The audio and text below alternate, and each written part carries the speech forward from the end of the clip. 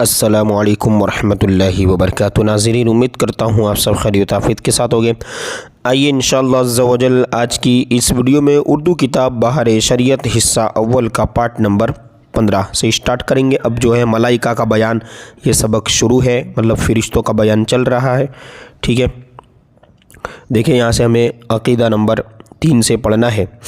देखिए, फ़रिश्ते न मर्द हैं न औरत, यानी फ़रिश्ते में न एक मर्द जाति होती है न ही औरत में। ठीक, इस तरह आ गया अक़ीदा नंबर 4, उनको कदीम मानना या खालिक जानना कुफ्र है। यानी कोई ये कहे कि फ़रिश्ते पहले ही से है, इनको किसी ने पैदा नहीं किया, कदीम है, ठीक है, तो ये भी सही नहीं है, कुफ्र है। और या खालिक यानी पैदा करने वाला, कि फ़रिश्तों ने पैदा किया है सबको, तो ये भी कुफ्र है। ठीक है, क्योंकि फ़रिश्ते खुद मखलूक है ना अल्लाह की।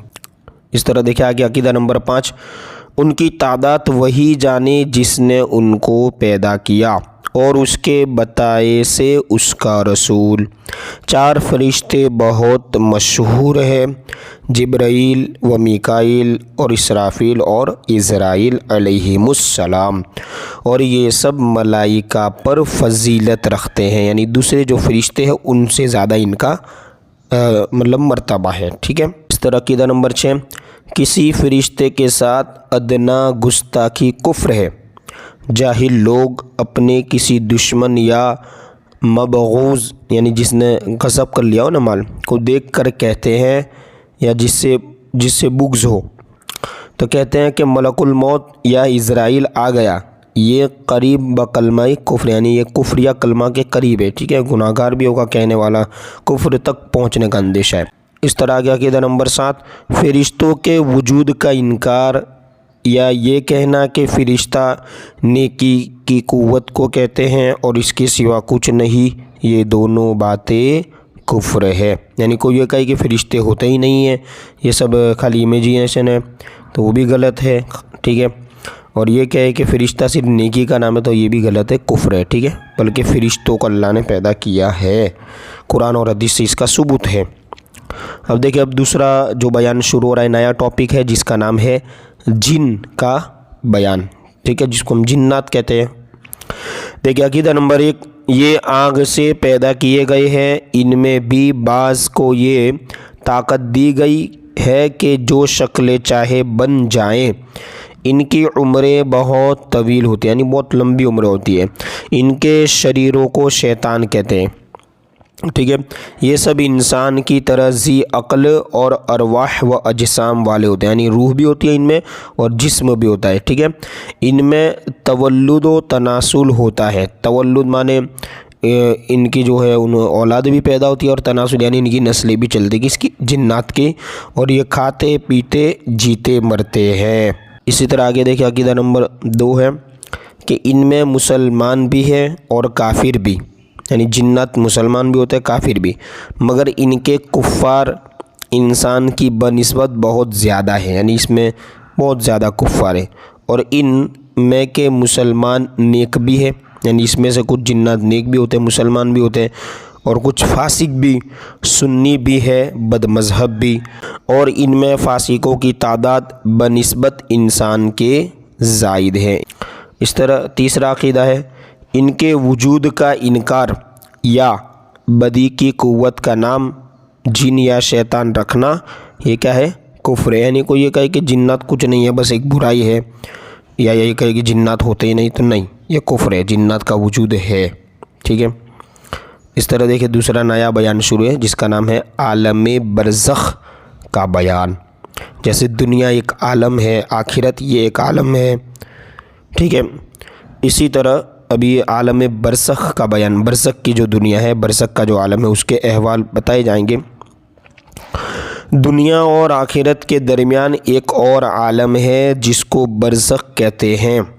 मरने के बाद और क़यामत से पहले तमाम इंसो जिन को हस्बे मरातिब, यानी उनके मर्तबे के मुताबिक उसमें रहना होता है। जो भी मरेगा क़यामत तक वो इसमें रहेगा। ठीक है, और ये आलम इस दुनिया से बहुत बड़ा है।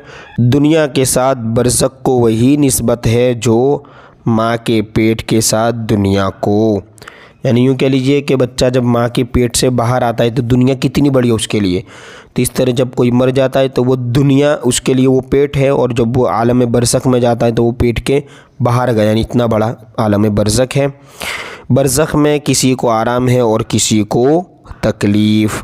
دیکھیے اس طرح کی ایک ہر شخص کی جتنی زندگی مقرر ہے اس میں نہ زیادتی ہو سکتی ہے نہ کمی۔ جب زندگی کا وقت پورا ہو جاتا ہے اس وقت حضرت عزرائیل علیہ السلام قبض روح کے لیے آتے ہیں، یعنی روح قبض کرنے کے لیے آتے ہیں۔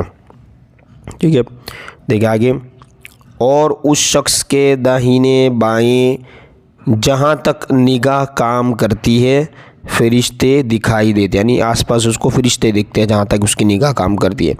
مسلمان کے آس پاس رحمت کے فرشتے ہوتے ہیں اور کافر کے داہنے بائیں عذاب کے، ہے نا۔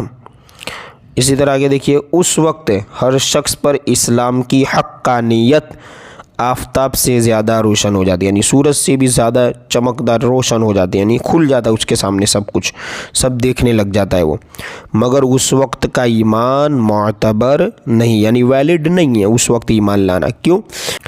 اس لیے کہ حکم ایمان بالغیب کا، یعنی ایمان لانا، لیکن کب؟ غیب کے ساتھ لانا، بغیر دیکھے لانا، اور اب غیب نہ رہا، اب تو وہ دیکھ چکا نا سب مخلوق کو، بلکہ یہ چیزیں مشاہد ہوگا، یعنی وہ اسے دیکھ چکا ہے نا۔